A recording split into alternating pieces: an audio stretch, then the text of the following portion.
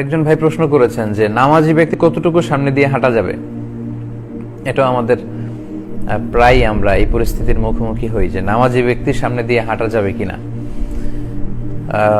এক্ষেত্রে উত্তর হচ্ছে, জামাত চলাকালীন সময়ে ইমাম সাহেবের সামনে যদি সূত্রা থাকে, ব্যারিয়ার থাকে, তাহলে মুসল্লিদের সামনে দিয়ে হাঁটা চলা করতে সমস্যা নেই, প্রয়োজনে। কারণ সূত্রাতুল ইমামই সূত্রাতুল মুসল্লি, ইমামের সূত্রাতেই মুসল্লিদের সূত্রা হয়ে যায়। এবং সাহাবারা এমনও ঘটেছে যে জামাত চলাকালীন সময় কাতারের মাঝখান দিয়ে এসে ফাঁকা জায়গায় দাঁড়িয়েছেন, তো রাসূল সাল্লাল্লাহু আলাইহি ওয়াসাল্লাম কিছু বলেননি, অন্যান্য সাহাবারও বিরোধিতা করেননি, এটা জায়েজ আছে। কিন্তু আপনি যখন একাকী সালাত আদায় করবেন তখন আপনার সামনে দিয়ে কেউ ক্রস করতে পারবে না।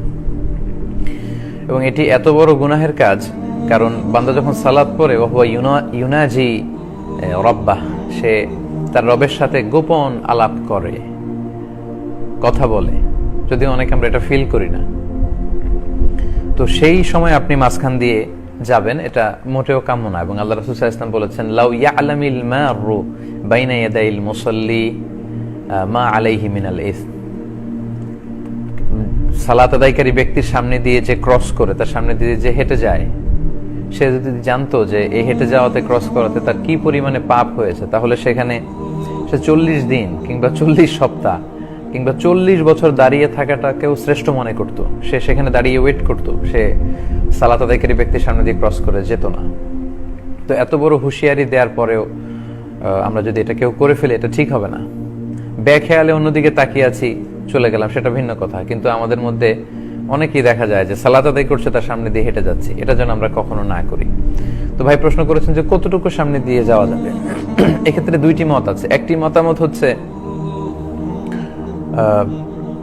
সিজদার জায়গা যদি সূত্রা কেউ দেয়, প্রথম কথা হচ্ছে কেউ যদি সূত্রা দিয়ে সালাত পড়ে, তাহলে সূত্রার বাইরে দিয়ে আপনি যেতে পারবেন, সূত্রার ভেতর দিয়ে আপনি যেতে পারবেন না, এক্সেপ্ট মসজিদুল হারাম, এরকম খুব ক্রাউডি জায়গা, যেখানে যেটা মাতাফ এবং মুসাল্লা একসাথে, তাওয়াফেরও জায়গা আবার সালাতেরও জায়গা, তখন সামনে দিয়ে গেলে সেটা ভিন্ন ব্যাপার।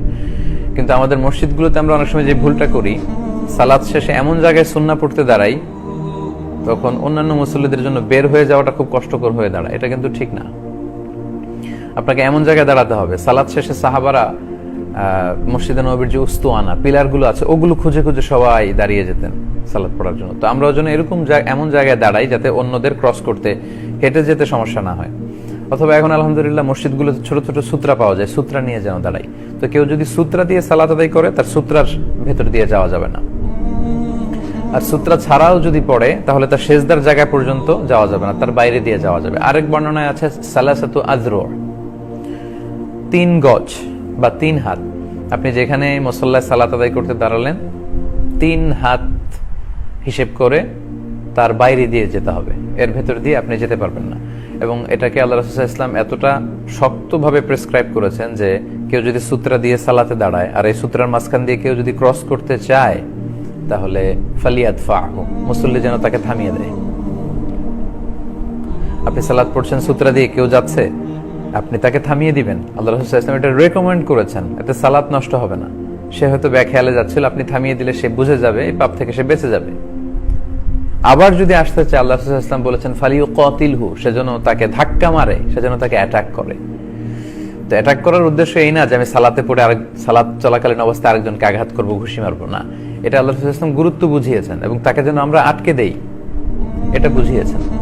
তো সম্মানিত ভাই, তাহলে কতটুকু সামনে দিয়ে যাওয়া যাবে? আমরা বলবো যে সূত্রা থাকলে সূত্রার ভেতর দিয়ে যাওয়া যাবে না, বাইরে দিয়ে যাওয়া যাবে। সূত্রা না থাকলে সেজদার জায়গা কিংবা অ্যাজিউম করে 3 হাত পরিমাণ জায়গার বাইরে দিয়ে আমাদেরকে যেতে হবে। আল্লাহ তাআলা আমাদের সবাইকে কথাগুলো বুঝার এবং আমল করার তৌফিক দান করুক।